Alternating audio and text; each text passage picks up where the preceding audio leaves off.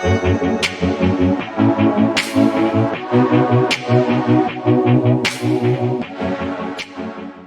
guys, so today we're going to talk about how to get rid of our chicken wing finish, right? So if you're someone who struggles with a hook or thin shot, especially with irons or wedges, it might be because of a chicken wing finish, right? So what that kind of looks like is if I'm coming into the ball here, what's going to happen after impact is going to be this kind of motion here, right? My left arm is going to fold in an upwards fashion. My shoulder is going to stay rotated internally, and it's gonna basically bring this club up too soon. My swing arc is going to get super narrow, and like we said before, we're going to hit a lot of shots thin, and we're going to get the face closing really quickly. So we're going to hit some hooks with that as well, right? Now, why would someone finish in this way, or what causes this chicken wing finish? It's actually because of stuff that happens earlier in our swing. Primarily, it's going to be because of an open club face, right? So if we're constantly battling an open club face, we're trying whatever we can to get that club face square at impact, and so we don't hit it right.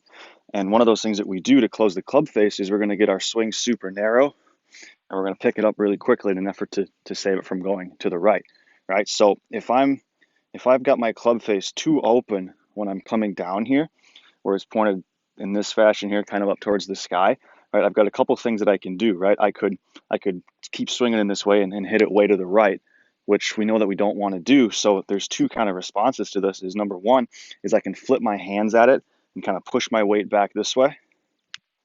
That's going to give us kind of a flippy finish with some thin and left shots as well. Or I can take my finish like this, where I still try to push my weight forward like we know that we're supposed to, and it's going to give me that chicken wing finish, because that's my result of trying to keep that face from being too open as well. So actually what we want to do first off to address that chicken wing is we have to take a look at where our club face is at in our backswing and in transition, right? So if our club face is open, right, it's going to be pointed too far towards the sky. We're going to have poor wrist angles. Our wrist is generally going to be too much in a cupped position. So the first thing that we're going to take a look at is those wrist conditions, and we're going to want to get it more in a bowed shape, right? We want to get that club face more square, longer, right? So once we got that club face under control, now I can start to work out getting a little bit wider here and starting to move away from that chicken wing finish. Because ideally what we want to do is we want to come in here with a square club face, start to get into my left side towards impact here, and use my body rotation to get some width on my swing instead of having those narrow arms and that chicken wing finish. All right, so a good drill that we want to do is we're going to use our club face position, and then we're going to learn to rotate with some width from here.